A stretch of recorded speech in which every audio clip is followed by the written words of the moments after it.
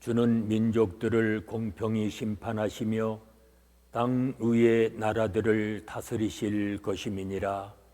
하나님은 영이시니 예배하는 자가 신령과 진리로 예배할지니라.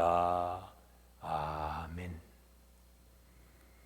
찬송가 285장 부르십니다.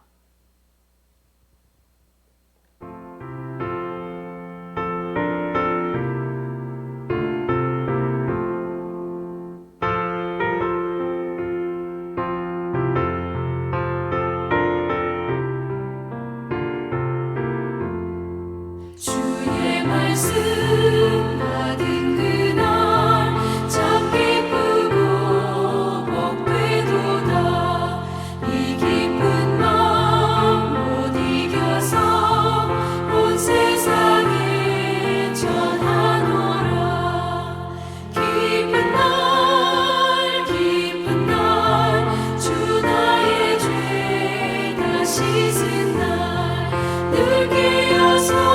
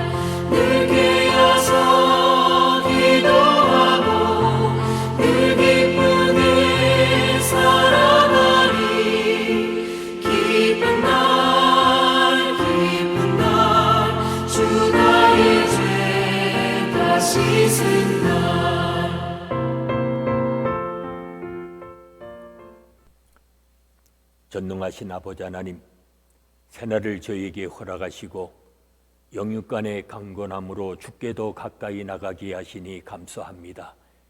오늘도 우리 안에 있는 죄악을 자백하며 주님의 용서함을 힘입어 살게 하시사 강하고 담대하게 살게 하시고 주님의 뜻만을 이루며 살아가는 주의 자녀들이 되게 하여 주시옵소서. 에녹과 같이 하나님과 동행하는 삶을 살아가게 하시사 주님께 영광을 돌리며 오늘 한날 은혜 충만한 삶을 살아가는 귀한 역사를 허락하여 주시옵소서. 예수님의 이름으로 기도하옵나이다. 아멘. 이제 다 함께 사도신경으로 우리들의 신앙을 고백하시겠습니다. 나는 전능하신 아버지 하나님, 천지의 창조주를 믿습니다. 나는 그의 유일하신 아들 우리 주 예수 그리스도를 믿습니다. 그는 성령으로 잉태되어 동정녀 마리아에게서 나시고 본디오 빌라도에게 고난을 받아 십자가에 못 박혀 죽으시고 장사된 지 사흘 만에 죽은 자 가운데서 다시 살아나셨으며 하늘에 오르시어 전능하신 아버지 하나님 우편에 앉아 계시다가 거기로부터 살아있는 자와 죽은 자를 심판하러 오십니다. 나는 성령을 믿으며 거룩한 공교회와 성도의 교제와 죄를 용서받는 것과 몸의 부활과 영생을 믿습니다. 아멘. 오늘 아침 우리에게 주시는 하나님의 말씀은 베드로전서 4장 12절로 19절의 말씀입니다.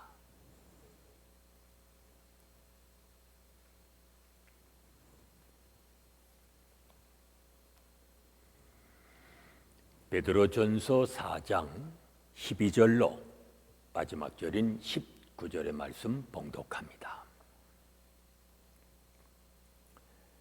사랑하는 자들아, 너희를 연단하려고 오는 불시험을 이상한 일 당하는 것 같이 이상히 여기지 말고 오히려 너희가 그리스도의 고난에 참여하는 것으로 즐거워하라. 이는 그의 영광을 나타내실 때에 너희로 즐거워하고 기뻐하게 하려 함이라. 너희가 그리스도의 이름으로 치욕을 당하면 복 있는 자로다.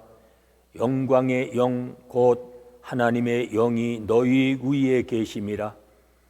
너희 중에 누구든지 살인이나 도둑질이나 악행이나 남의 일을 간섭하는 자로 고난을 받지 말려니와 만일 그리스도인으로 고난을 받으면 부끄러워하지 말고 도리어 그 이름으로 하나님께 영광을 돌리라.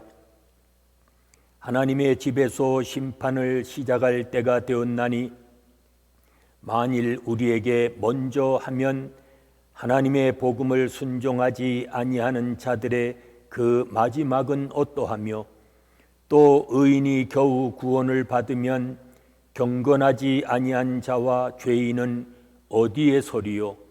그러므로 하나님의 뜻대로 고난을 받는 자들은 또한 선을 행하는 가운데 그 영혼을 미쁘신 창조주께 의탁할지어다. 아멘. 2장 11절에서 시작된 고난에 대한 주제가 이제 마무리가 됩니다.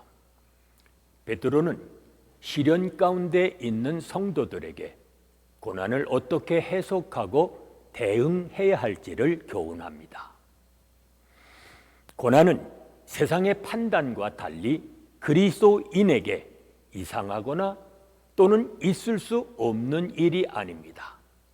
그것은 당연한 일이고 또 작정된 일입니다. 우리는 그 점을 잊지 말아야 합니다. 그것은 실패가 아니라 연단을 위한 것이었기 때문입니다. 그러므로 그 시험을 통해 하나님이 목적하시고 의도하신 바가 늘 이루어지도록 해야 합니다. 우리의 성숙과 성화를 위해 주님이 주신 고난입니다. 그렇다면 우리는 낙심하지 말고 자리를 털고 일어서야 합니다. 그리스도를 위한 고난은 결코 부끄러운 것이 아닙니다. 그걸 알아야 합니다. 주의 고난에 참여하는 일이기에 우리는 즐거워해야 합니다. 그리스도 때문에 그리스도의 이름으로 당하는 고난이 우리에게 있을 수 있습니다. 그렇다면 그 자체가 복이고 하나님께 영광을 돌릴 일입니다. 고난을 통해 우리의 신앙은 온전해지고 참 기쁨으로 주의 오실 날을 우리는 사모하게 될 것입니다. 십자가를 진 자만이 영광의 기쁨에 참여할 수 있다면 우리는 그날을 어떻게 준비하고 계십니까? 물론 모든 고난이 다 그리스도인의 미덕은 아닙니다. 순종에 따른 고난이 있고 욕심이 낳은 고난도 있습니다. 지금 우리가 당하고 있는 고난은 어떤 고난입니까? 주를 따르다가 당하는 고난입니까? 아니면 세상을 쫓다가 자초한 고난입니까?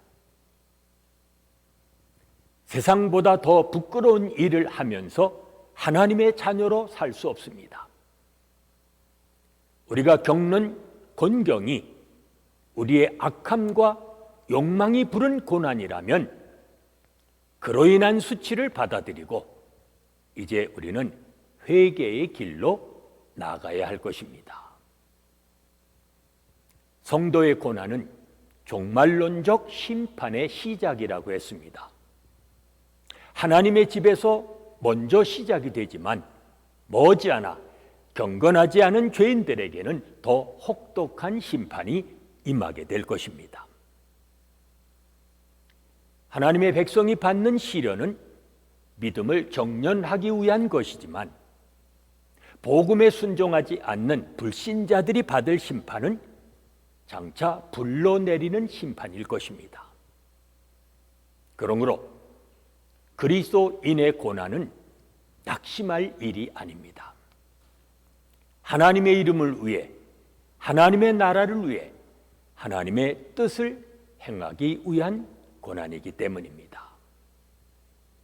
그러한 고난은 하나님이 결코 외면하지 않으실 것입니다. 우리가 하나님을 떠날 만큼 힘든 고난은 없습니다. 오늘도 우리의 영혼을 하나님께 맡기며 살아가시는 복이 있는 삶이 되시기를 바랍니다. 은혜로우신 아버지 하나님, 고난 앞에 낙심하기 쉬운 저희들에게 믿음을 주사 오늘도 그 믿음 위에 굳게 서서 살아가게 하시니 감사합니다. 어떠한 고난도 능히 극복하고 주님의 뜻만을 이루며 살아가는 믿음의 자녀들이 되게 하여 주시옵소서. 예수님의 이름으로 기도하옵나이다. 아멘. 찬송가 449장 부르십니다.